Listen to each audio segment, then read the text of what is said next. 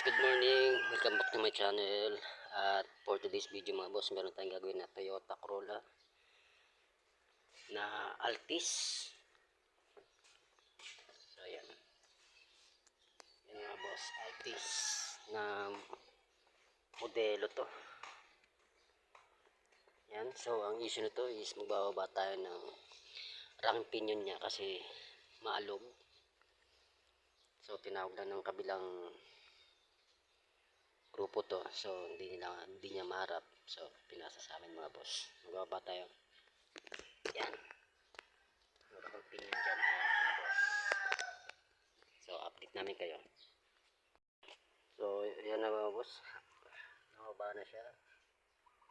So yan, gagawa ng magpapabricate ng busing yan sa loob ng pinion niya. Tapos papalit din tayo ng eto.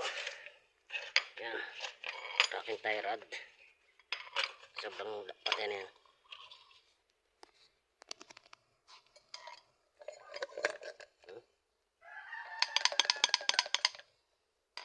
Wala na yan, papalitan na yan mga boss. Tsaka ito.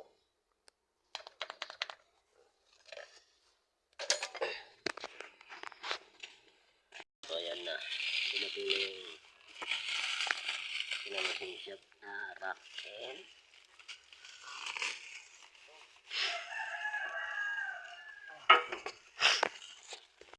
palitan na rin yung tie rod tsaka